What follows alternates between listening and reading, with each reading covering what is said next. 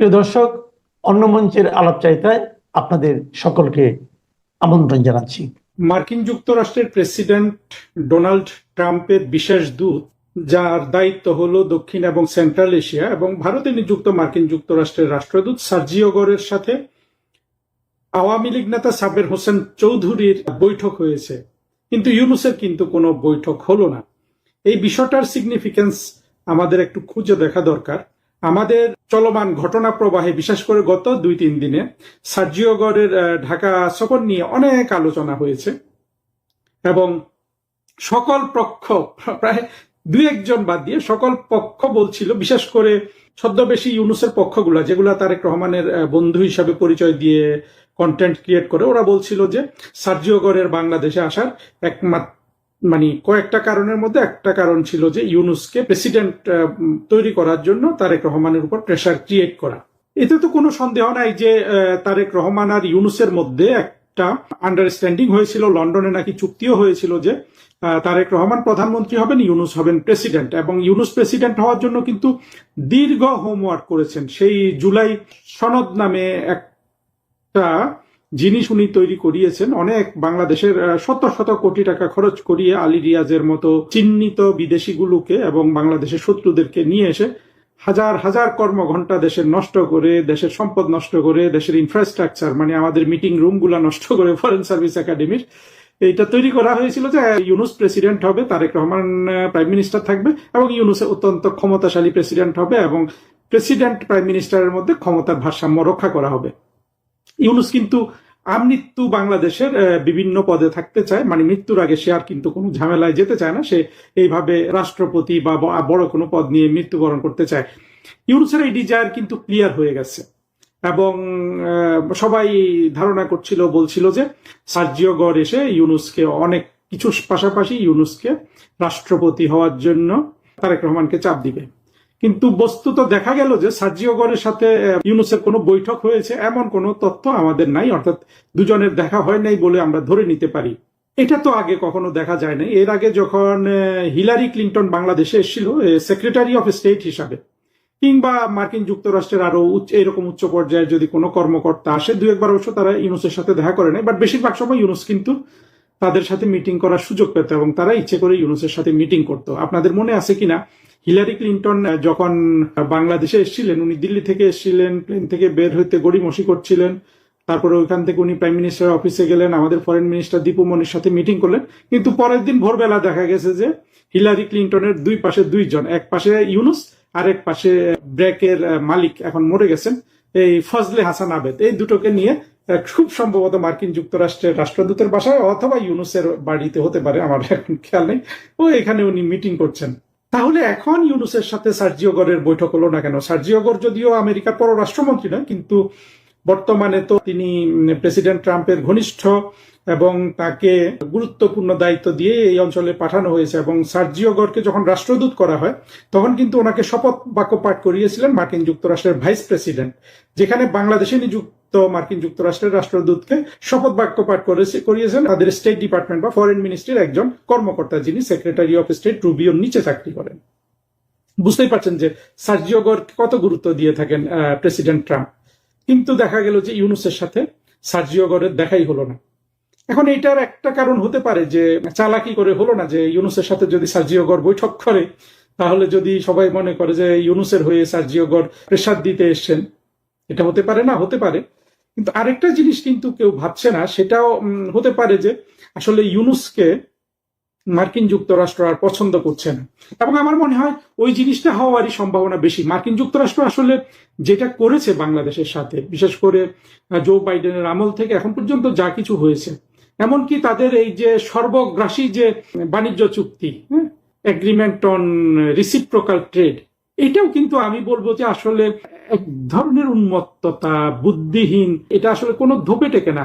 মার্কিন যুক্তরাষ্ট্র বাংলাদেশের মতো এই ধরনের একটা রাষ্ট্রকে, যে সব দিক থেকে মার্কিন যুক্তরাষ্ট্রের চেয়ে ছোট, ইকোনমিতে কত ছোট, এইরকম একটা রাষ্ট্রকে এইরকম এক্সপ্লয়েট করার জন্য একটা চুক্তি করলো। এই চুক্তিটা একদিক থেকে যারা করেছে, অর্থাৎ ইউনূস এবং তারেক রহমান, তাদের দিকে চেহারার দিকে তাকালে যেমন আপনার মনে হবে যে এই লোকগুলা সত্যিকারে ক্ষমতার জন্য কত কি না করতে পারে, রাষ্ট্রটাকে কত ভাবে বিক্রি করে দিতে পারে। আবার যদি আপনি মার্কিন যুক্তরাষ্ট্রের দিকে তাকান, তখন আপনার মনে হবে সত্যি কি পৃথিবীর 1 নম্বর সুপার পাওয়ার একটা দরিদ্র বা উন্নয়নশীল, এখন তো দরিদ্র হয়ে গেছে, শেখ হাসিনার সময়টা উন্নয়নশীল রাষ্ট্র ছিল, একটা উন্নয়নশীল রাষ্ট্রের সাথে এরকম চুক্তি করতে পারে? মানে এত নিষ্ঠুরতা কি সম্ভব? আপনি দেখবেন সিনেমাতে, যে দেখবেন সিনেমাতে নায়ক ভিলেন তো প্রায় সমান সমান মারপিট করতে পারে, নায়ক যদিও এক সময় জিতে, কিন্তু আপনি যদি নায়ককে বানালেন একটা তেলাপোকা আর ভিলেনকে বানালেন একটা সাপ, সাপ এক চোবলে এক ইয়েতে খেয়ে ফেললো তেলাপোকাটাকে, তাহলে 3 ঘন্টা সিনেমাটা হবে কি দিয়ে? তাই না? 2-2.5 ঘন্টার একটা সিনেমা হতে হলে তো এমন হয় যে সাপের সাথে তেলাপোকাটা পাচ্ছে, যুদ্ধ করছে, উঠছে, কানে নাকে বসছে, সেরকম হলেও কিন্তু আপনি মুভিটা চালিয়ে নিতে পারবেন। অর্থাৎ দুটো ভিলেন এবং নায়কের ক্ষমতার কিন্তু একটা ভারসাম্য থাকতে হয়। কিন্তু এই যে একটা সর্বগ্রাসী বাণিজ্য চুক্তিগুলো, এখানে কিন্তু কোনো ভারসাম্যই রাখা হয় নাই, সব বাংলাদেশকে করতে হবে। মার্কিন যুক্তরাষ্ট্র যে এখন ক্রমে চীনের থেকে নেমে যাচ্ছে, তাদের যে মহাপরাক্রমশালী ভূমিকা পৃথিবীতে আর থাকছে না, তারা যে 1 নম্বর সুপার পাওয়ার থাকতে পারছেন না, এটা বুঝি ওইখানে উঠিয়ে দেওয়া বুঝি বাংলাদেশের দায়িত্ব। অর্থাৎ বাংলাদেশ ওইখান থেকে দ্রব্য কিনবে আর মার্কিন যুক্তরাষ্ট্রকে সাপ্লাই করবে, যেটা দিয়ে মার্কিন যুক্তরাষ্ট্র তার 1 নম্বর স্থান ধরে রাখতে পারেন। বিষয়টা অনেকটা এইরকম হয়ে গেছে। এটা একটা অবাস্তব কল্পনা না? একটু গভীরভাবে ভাববেন। আসলে মার্কিন যুক্তরাষ্ট্র যা কিছু করেছে এখন পর্যন্ত সবকিছু কিন্তু অবাস্তব, অকল্পনীয়। একইভাবে আমাদের দিকে যেগুলো ছিল এগুলো যে কি পরিমাণ নিষ্ঠুর এবং দেশপ্রেমহীন এই চুক্তি করার ক্ষেত্রে, এটা কিন্তু সুস্পষ্ট। কিন্তু এগুলো কি মার্কিন যুক্তরাষ্ট্র ধীরে ধীরে ভাবছে না? নিশ্চিতভাবে ভাবছে। আর এগুলো যদি ভাবে, তাহলে আপনি বুঝতে পারেন যে ইউনুসকে তারা আসলে আর গুরুত্ব দিবে না। অর্থাৎ আরেকটা কারণ হলো ইউনুসকে গুরুত্ব না দেওয়ার, তারা কিন্তু দেখেছে যে তারা পৃথিবীতে যত জায়গায় যত ধরনের নিজস্ব লোকজন তৈরি করেছে নোবেল প্রাইজ বা ইত্যাদি দিয়ে, প্রত্যেকেরই নিজ দেশের জন্য কিছু করার, হ্যাঁ তারা মার্কিন যুক্তরাষ্ট্রের স্বার্থ রক্ষা করবে, কিন্তু নিজের দেশের কিছু করার জন্য তাদের এক ধরনের উদ্বেগ উৎকণ্ঠা থাকে। যেমন আমরা দেখেছি যে অং সান সুচিকে মিয়ানমারের দেশের জন্য কি কত ভাবে না সে খেটেছে, এখনো জেল খাটছে, তাই না? সে কিন্তু এই রোহিঙ্গাদের বিপক্ষে কথা বলার জন্য ইয়েতে চলে গেছিল, সামরিক যে জান্তা তাকে ছেলে আটকে রেখেছে এখন, দি হ্যাগে চলে গিয়েছিল। মনে আছে আপনাদের এগুলা? ইউনুসের এই ধরনের কোনো গুণই নাই। অর্থাৎ ভিলেনেরও যে কোনো না কোনো জায়গায় একটা গুণ থাকতে হয়, সেই গুণটাও ইউনুসের নাই।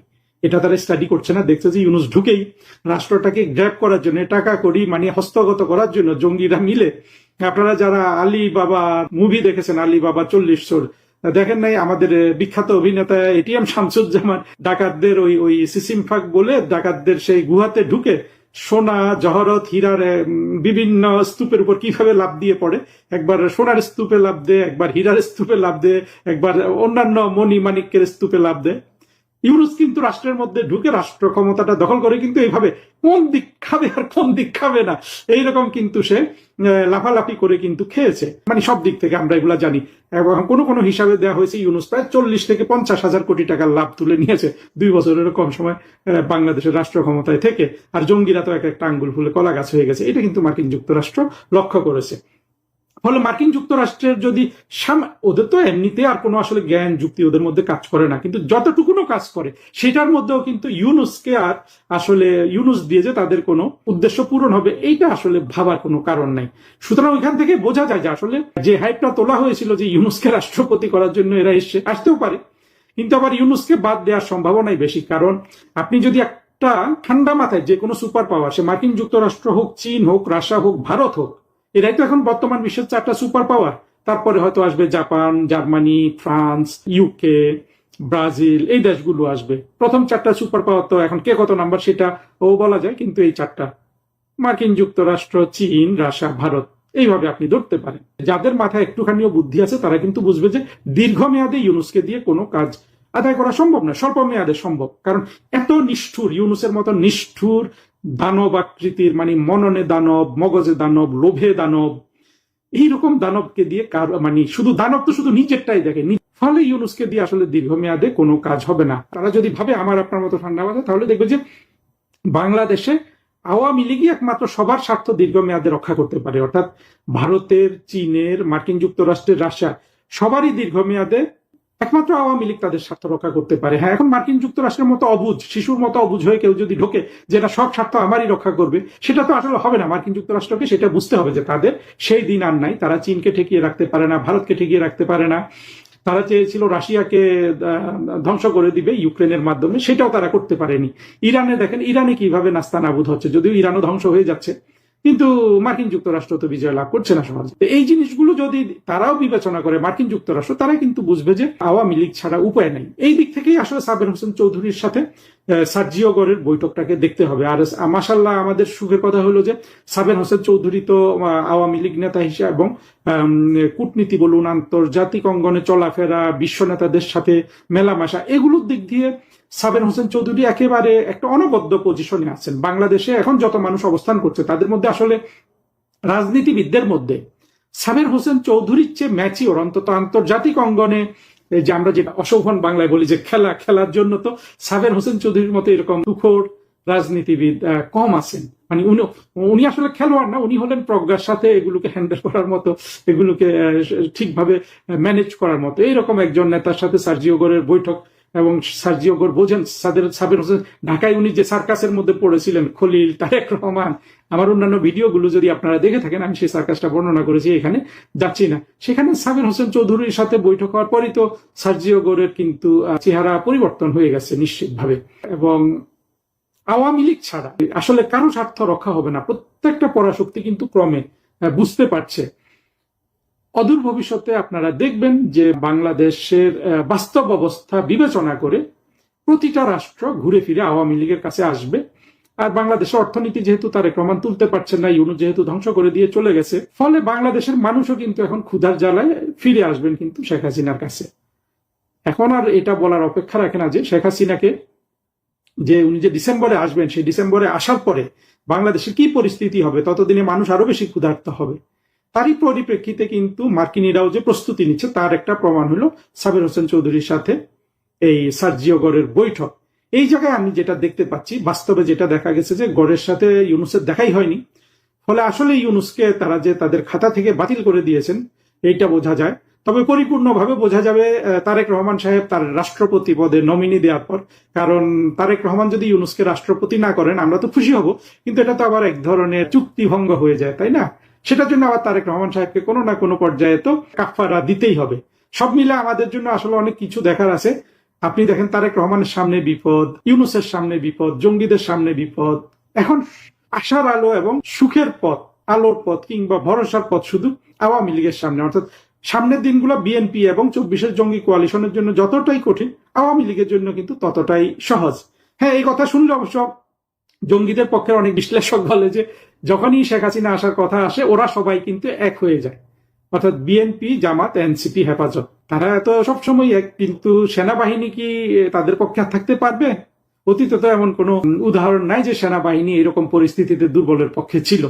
আর সেনাবাহিনী যদি আজকেও যদি এই বিএনপি, এনসিপি আর জামাতের কাছে না থাকে, তাহলে তো বাংলাদেশ আওয়ামী লীগের জন্য 1 ঘন্টার ব্যাপার পুরো বাংলাদেশে তাদের কর্তৃত্ব প্রতিষ্ঠা করার জন্য, তাই না? এই দিকটা বিএনপি যদি এখন ভাবে ভালো করে, তারা হয়তো আগে ভাগে আওয়ামী লীগের সাথে সন্ধি করবে, নতুবা আসলে বাংলাদেশ যে শেখ হাসিনার হাতে আওয়ামী লীগের হাতে চলে যাচ্ছে, এইটা যেমন একদিকে ফরগন কনক্লুশন অর্থাৎ হবে, আরেকদিকে এটা কিন্তু এমনকি বিএনপির জন্য একটা এক্সিস্টেন্সিয়াল থ্রেট হবে, বিপদ হবে। আশা করি প্রধানমন্ত্রী তারেক রহমান আপনি এই জিনিসটা একটু ভেবে দেখবেন, ভেবে দেখে আপনার নিজের ভবিষ্যৎ এবং আপনার দলের ভবিষ্যতের জন্য যেটা ভালো হয় সেটা আপনি করুন। তাহলে হয়তো আলোচনাটা আপনি ভাববেন। দেখুন, খুবই টেকনিক্যাল একটা মিনিস্ট্রি পানি সম্পদ মন্ত্রণালয়, খুবই টেকনিক্যাল একটা মিনিস্ট্রি আইসিটি মন্ত্রণালয়, যেটা মানে প্রযুক্তি মন্ত্রণালয়, অথবা ধরেন ধর্ম মন্ত্রণালয়। এগুলো তো ওই বিষয়ে জ্ঞান না থাকলেও আমরা তো প্রচুর লোককে এই সমস্ত মন্ত্রণালয়ে মন্ত্রিত্ব করতে দেখছি। এমনকি আমি যদি বলি প্রধানমন্ত্রী নিজেও, উনি তো কখনো প্রধানমন্ত্রী ছিলেন না। তারপরে ধরেন আমাদের স্বরাষ্ট্রমন্ত্রী, উনি তো কখনো স্বরাষ্ট্র মন্ত্রণালয় চালাননি, উনি তো আইনের লোক, আইনে পড়াশোনা করছেন।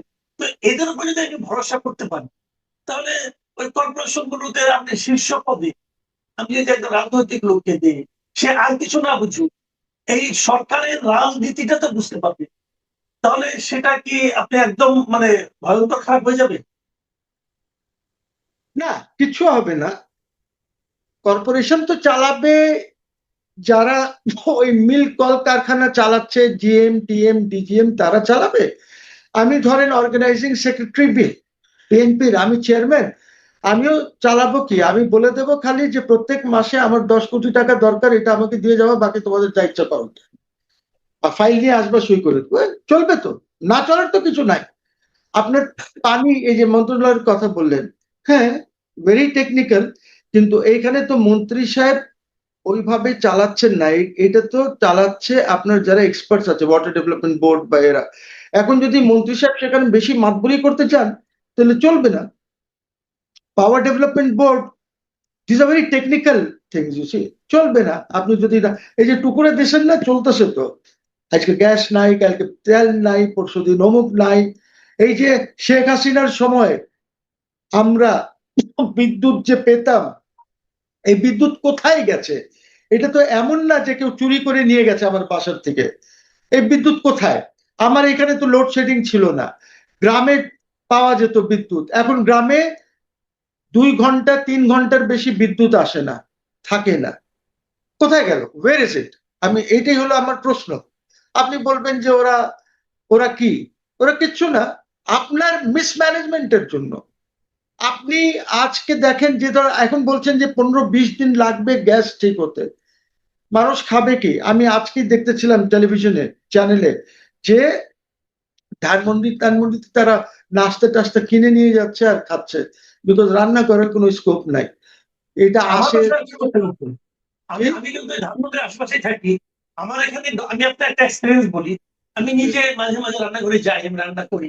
তো দেশালার কাঠি জ্বালিয়ে গ্যাসটা খুলে আমি কাঠিটা দিয়ে ধরানোর চেষ্টা করতাম।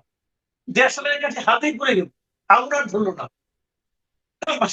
এখন আমাকে আপনি একটা কথা বলেন তো দেখি, আপনি তো আইনজীবী, আপনি আইনের লোক, আমাকে একটা পরামর্শ দেন। আমি গত 2 মাস ধরে এরকম চলছে আমার, কিন্তু আমাকে কিন্তু গ্যাসের জন্য বিল দিতে হচ্ছে। তাহলে সরকারের কি উচিত হবে আমাকে গ্যাস না দিয়ে আমার কাছ থেকে বিল নেওয়াটা? না না, এইটাই তো হলো তফাৎ between a third world country and a first world country. ওইখানে আপনাকে রিবেট দিয়ে দেবে, কোনো কিছু করবে, এখানে তো এগুলি হবে না। এটা তো আপনার, আমাদের ভাগ্য ভালো যে ওই রেটেই নিচ্ছে। আমি আমার একটা ছোট এক্সপিরিয়েন্স বলি, আমাদের এখানে প্রিপেড ইলেকট্রিক মিটার, জি জি, আমার কথা। হ্যাঁ, এইটা কন্ট্রোল করে কখন কত দাম বাড়ায় না বাড়ায় কিছুই জানি না, বিকজ কম্পিউটার দিয়ে ওরা কন্ট্রোল করে। এখন একটু আগে আমাকে ফোন করে বলা হলো যে কার্ডে টাকা ভরা হয়েছে কিন্তু ওই কার্ড মিটারে টাকা ভরতে পারতেছে না, কার্ড কাজ করছে না। কার্ড এখন গেছে ইলেকট্রিসিটি অফিসে, 400 টাকা লাগবে কার্ড আনতে। এর আগে জাস্ট লাস্ট উইক 2টা কার্ড করতে হয়েছে 800 টাকা দিয়ে। এইগুলি কি তামাশা না? এইগুলি এইগুলি তো লুট। এগুলি না, আমি ঠিক আছে দিচ্ছি, বাট ধরেন আরেকটা লোক, তাকে যদি আপনি বলেন যে সে মাসে 500 টাকার ইলেকট্রিসিটি খরচ করে, আর যদি 400 টাকা লাগে কার্ড চেঞ্জ করতে, তাহলে তার কি হবে? মানে গভর্নমেন্টের, শোনেন, গভর্নমেন্টের কোনো কিছু চিন্তা ভাবনা নাই, জনগণ এর জন্য গভর্নমেন্ট চিন্তাই করে না, একদমই চিন্তা করে না। এরা চিন্তা করে শুধু নিজেদের জন্য, নিজের লোকদেরকে প্রোভাইড করতে হবে সবখানে, বুঝি?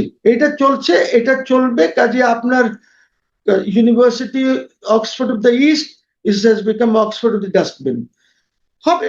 আরো ইউনিভার্সিটি আপনার লোকজনের তো, আপনার 500-র মধ্যে তো একটা আসে না, 500 ইউনিভার্সিটির মধ্যে আপনি নাই, আপনি আছেন কোথায়? আজকে ওই গোরের সাথে আলাপ হয়েছে যে Americans will come and invest, ওরা অনেক ইনভেস্টমেন্ট করতে চায়, প্রধানমন্ত্রীর সাথে আলাপ হয়েছে, কিছু না, $1 আসবে না। এইগুলি হলো নাইসিসিটিস। এখন প্রাইম মিনিস্টারকে কি বলবে? কালকে খলিলুর সাথে যে আলাপ করেছে, ওইগুলি আর আলাপ না করে ওনাকে বলেছে আমরা ইনভেস্টমেন্ট করতে চাই, অমুক করতে চাই। তো আপনার এয়ারপোর্টে ভিসা ছাড়া বলা আছে investors can come without visa, এয়ারপোর্টে দেওয়া হবে। আমাকে ইনভেস্টার্সরা বলেছে, বিদেশি বলে এয়ারপোর্টে ভিসা নিতে 2 ঘন্টা বসে থাকতে হয়, 2 আওয়ার্স লাগায় ভিসা দিতে। আপনি এটাকে ঠিক করেন না কেন? কোনো প্রবলেম নাই, আপনি বলে দেবেন অনলাইন, ভেরি সিম্পল প্রসেস, এটা করবেন, আপনার ফোনে থাকবে, আইসা এখানে দেখাবেন, সে আপনাকে স্ট্যাম্প করে দেবে, বলবে 1 দিনের জন্য দিয়ে দেবেন, হয়ে গেল। 2 ঘন্টা বসবে কেন? আপনার যা ফিস দরকার ফিস নিয়ে নেন ক্যাশে, অসুবিধা নাই। আপনি আপনি এর জন্য কি বলবেন? এটা কি আসলে মানে তারা কাজটা পারে না, মানে অযোগ্য, নাকি তারা পারে কিন্তু করে না? সিস্টেমের problem, it's a systemic problem. আপনি সিস্টেমগুলি ঠিক করে দেন, অটো সিস্টেমে চলবে। আর এখন তো ইটস ভেরি ইজি, টেকনোলজি আছে, তো আপনাকে এত কিছু তো করতে হবে না, একদম 2-3 মিনিটে ক্লিয়ার করেন। আপনাকে ইমিগ্রেশনে গিয়ে দাঁড়াবেন কেন? আপনি বাংলাদেশি, আপনি দেখাবেন আর ভিতরে ঢুকে যাবেন, আপনার তো কিছুই লাগবে না। সো এই জিনিসগুলি সিস্টেমের problem, just change the system. System ঠিক করেন। সিস্টেম ঠিক করবে কে? সিস্টেম ঠিক করতে গেলে আপনার যে আয় হয় না, যদি আপনি সিস্টেম ঠিকই করে ফেলেন আপনার তো কোনো আয়টাই হবে না, তখন সমস্যা আছে। এটা একটা বড় সমস্যা। We are very corrupt country, অনেক কারাপ্ট আমরা, কি করবেন? এখানে একটা কথা আমি আপনার কাছে যে মানে আসলে বলতে চাচ্ছি যে আপনি তাহলে